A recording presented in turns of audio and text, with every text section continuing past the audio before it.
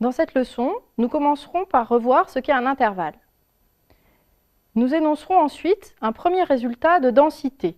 Q est dense dans R, ce qui signifie que tout nombre réel peut être approché d'aussi près que l'on veut par des rationnels.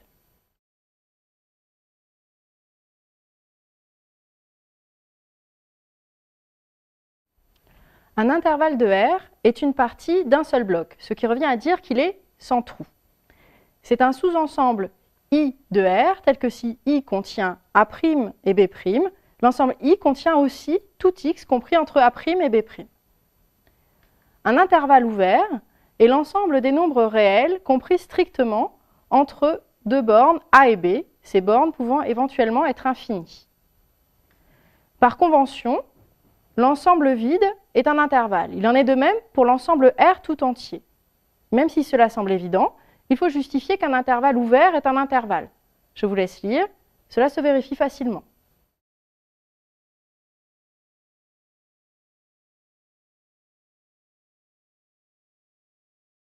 La notion de voisinage, que nous allons introduire tout de suite, sera utile lors de l'étude des limites. Cela généralise en quelque sorte la notion d'intervalle.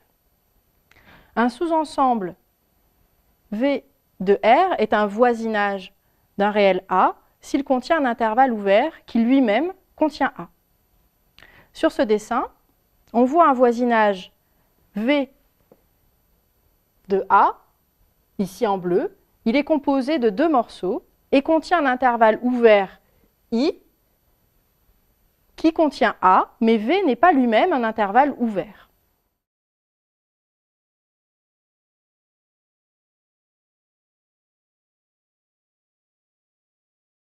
Nous allons maintenant énoncer le résultat principal de ce chapitre. Ce théorème affirme que l'ensemble Q des rationnels forme un sous-ensemble dense de R, c'est-à-dire que tout intervalle ouvert non vide contient au moins un nombre rationnel ou, ce qui est équivalent, une infinité. L'ensemble R privé de Q possède la même propriété. Il est dense dans R. La démonstration va se dérouler en 3 étapes. On va d'abord montrer que l'on peut trouver un rationnel. On suppose que l'intervalle est l'intervalle ouvert AB avec A strictement plus petit que B.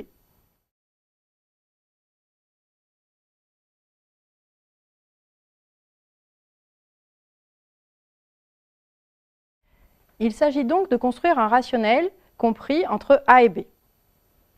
D'après la propriété d'Archimède, il existe un entier Q tel que Q est strictement plus grand que 1 sur B-A. Notez que B-A est strictement positif, mais peut être petit, donc Q peut lui être très grand. Posons P est égal à la partie entière de A fois Q plus 1. Alors, par définition de la partie entière, nous avons la double inégalité P-1 qui est inférieure ou égale à AQ qui lui est strict inférieur ou égal à P. On en déduit d'une part que A est strict inférieur à P sur Q. Mais d'autre part, en divisant par Q, la double inégalité implique aussi P sur Q moins 1 sur Q inférieur ou égal à A. Donc, P sur Q est inférieur ou égal à A plus 1 sur Q, qui est strict inférieur à A plus B-A, qui vaut B. P sur Q est bien un rationnel, et il est compris entre A et B, comme nous le voulions.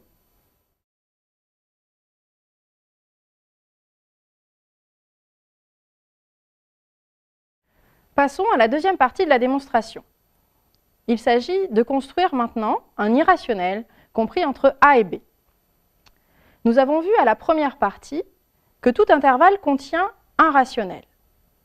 Appliquons ce premier résultat à l'intervalle A moins racine de 2, B moins racine de 2. Il existe donc un rationnel petit r dans cet intervalle. Par translation, r plus racine de 2 est dans l'intervalle AB. Mais comme racine de 2 est irrationnel et que R est rationnel, alors R plus racine de 2 est lui irrationnel. On a donc montré que l'intervalle AB contient bien aussi un irrationnel.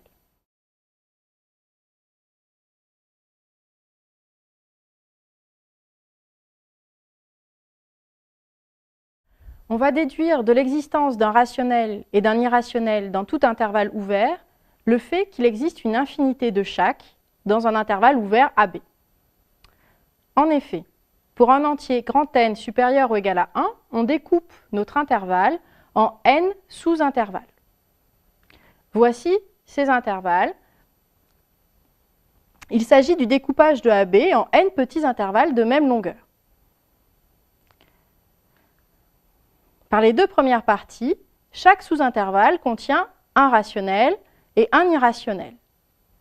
Donc, AB contient au moins n rationnels et n irrationnels. Comme ceci est vrai pour tout n supérieur ou égal à 1, alors AB contient une infinité de rationnels et une infinité d'irrationnels.